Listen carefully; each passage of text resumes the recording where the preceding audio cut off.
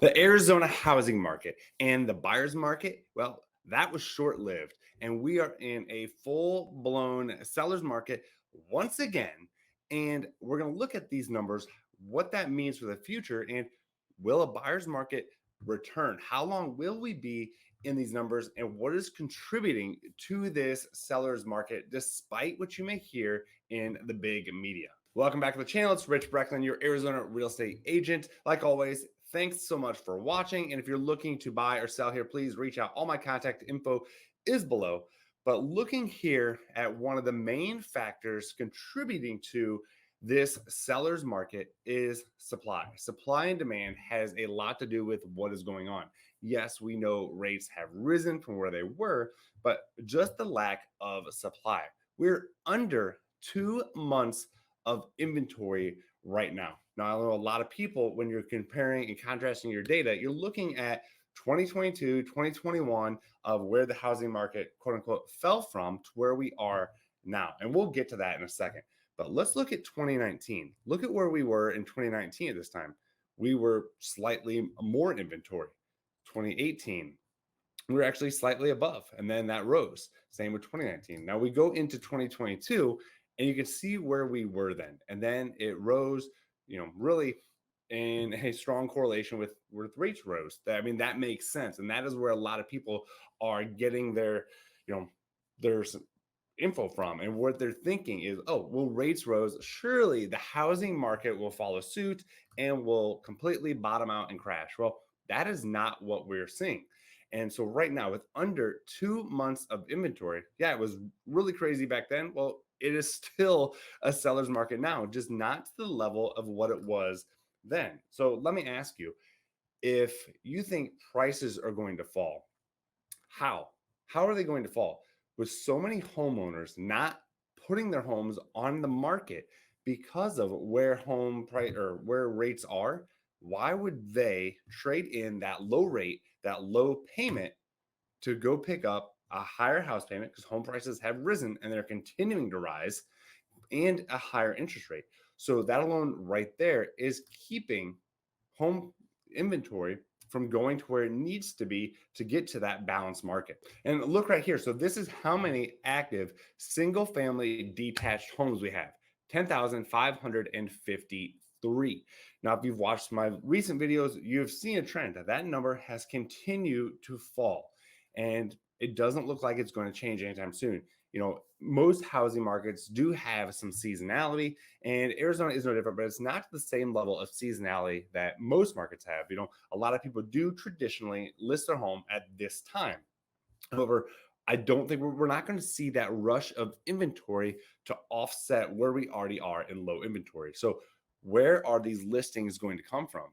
Now, builders have already built less homes. There's a third of the permits taken, which are normally put out by builders and requested, and they're going to find themselves in a shortage as well. So we'll keep an eye on that and what the building inventory looks like. But what it looks like is they're not going to have enough homes, just because they want to put the brakes, operate cautiously, which I don't blame them. But we just don't have enough homes right now. And even though rates have gone up, just the lack of inventory is keeping home prices, from falling and actually rising. So let's take a look at the data, and so you can see, what exactly are we seeing. And again, some of these are leading indicators, lagging indicators, but let's go into the Cromford report right here. Now, as you saw before, the single family detached homes for sale. Now here we're going to look at all active listings, and that's, everything. And that's at 17,000, still below last month and below last quarter. Now, if we look at pending listings, that is up from last month and almost double from where it was last quarter. Again, trends, if you're a seller, that you want to see, and we're seeing that reflection in sales price. And then if you trickle on downward here, month supply, again, down, and monthly sales per square foot is up from last month and up from last quarter, and well above where it was 2 years ago.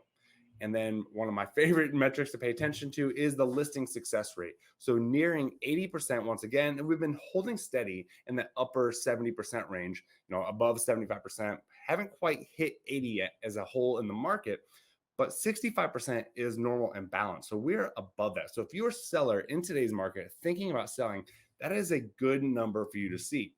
Now, it is taking a little bit longer to sell than what it was, a year ago, 2 years ago, but that number has also been trending downward.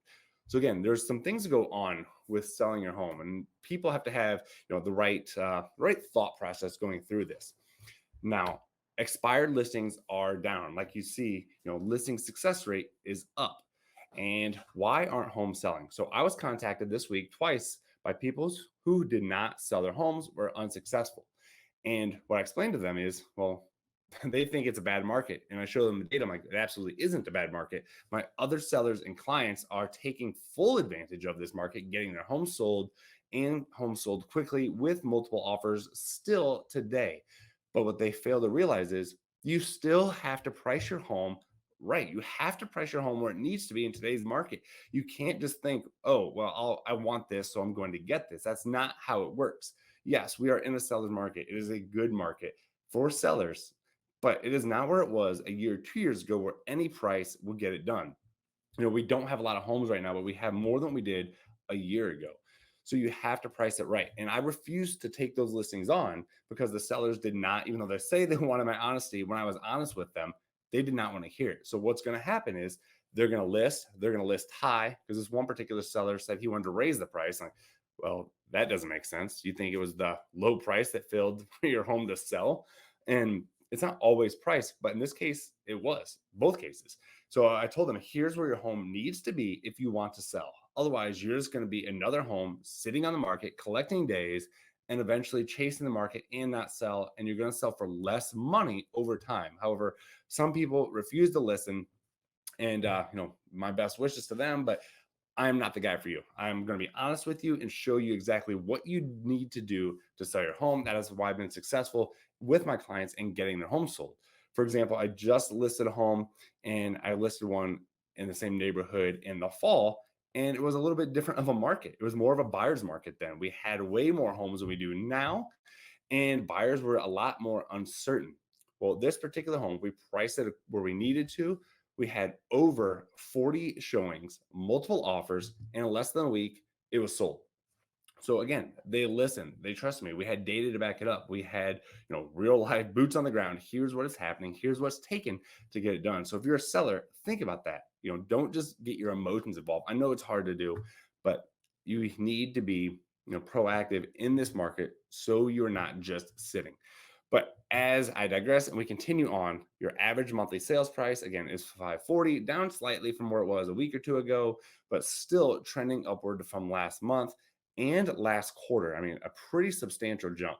And then your median sales price, again, up from last month, up from last quarter, and your Cromford Market Index. Remember, 100 is balanced. We are still trending upward little by little each week, and we're at a 138, up from last month, well above from last quarter. And yet you can look at, oh, well, last year you're down from last year and 2 years ago. That's true. But for right now, it is still a seller's market. So what is going to take this to change? Where I know a lot of people are like, oh, it's going to crash, it's going to fall out. Well, where are these listings coming from? Builders aren't building enough. We don't have enough resales going on. We still have people moving into the area. Unless we start seeing massive, massive layoffs and huge corporate issues, this is what we're going to deal with.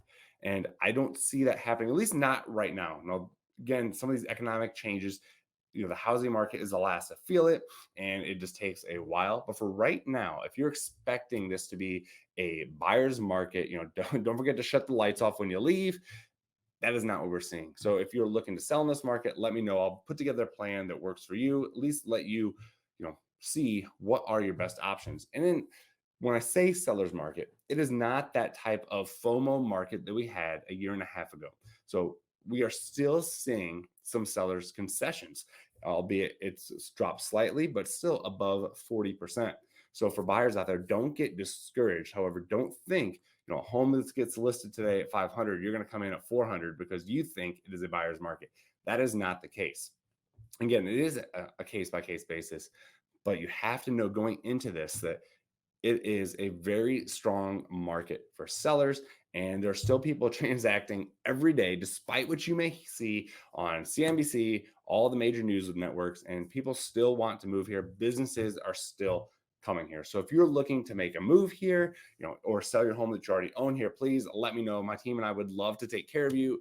And again, my contact info is below. Watch this next video. It's Rich Brecklin, your Arizona Realtor.